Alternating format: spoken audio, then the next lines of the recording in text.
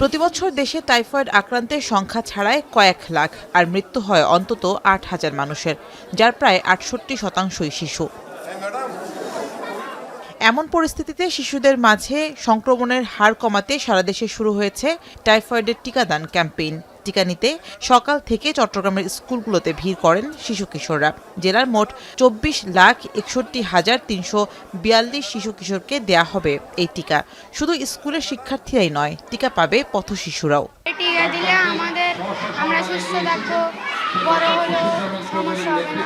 রাস্তায় আমরা যখন যাই তখন টাইফয়েডের ঝুঁকি থাকে, এখন টাইফয়েডের টিকা দিলে তখন আর ঝুঁকি থাকবে না। আমরা বাচ্চারা পাচ্ছে, আমরা অনেক খুশি, বাচ্চারা সুস্থ থাকবে।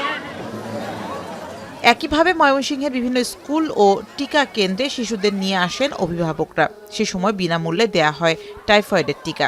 জেলার প্রায় ১৫ লাখ শিশু কিশোরকে টিকার আওতায় আনায় খুশি শিক্ষার্থী ও অভিভাবকরা। এই টিকার জন্য আমরা অনেক অপেক্ষা করেছিলাম, কিন্তু ফার্স্টে ভয় পেয়েছিলাম, কিন্তু ভয় লাগে নাই। এই টিকা আমাদের স্বাস্থ্যের জন্য অনেক ভালো।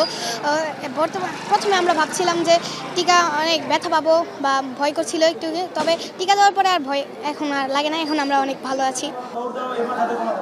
বগুড়ার বিয়াম মডেল স্কুল অ্যান্ড কলেজে আয়োজনের উদ্বোধন করেন জেলা প্রশাসক। প্রথম দিনে ১৭টি স্কুলের ৫,০৮২ শিক্ষার্থীকে আনা হয় কর্মসূচির আওতায়।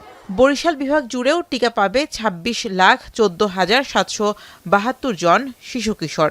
একই আয়োজন ছিল কুমিল্লাতেও, যেখানে এরই মধ্যে রেজিস্ট্রেশন করেছে ১৩,২৬১ শিশু কিশোর। কোনো অসুবিধা হয়নি, টাইফয়েডের টিকা দিয়েছি, আমার ভালো লাগছে। প্রথম আমরা বাংলাদেশে এটা টিকা দিচ্ছি, কিন্তু এর আগে আমরা ঢাকায় এটার একটা পাইলট প্রোগ্রাম আকারে টিকাটা দেওয়া হয়েছে এবং কোনো ধরনের পার্শ্ব প্রতিক্রিয়া এখন পর্যন্ত পাইনি।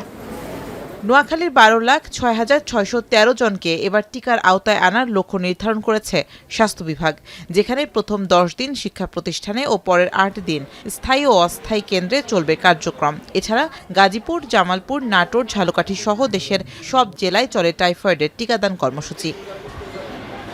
শামীমা রহমান শাম্মী, এখন।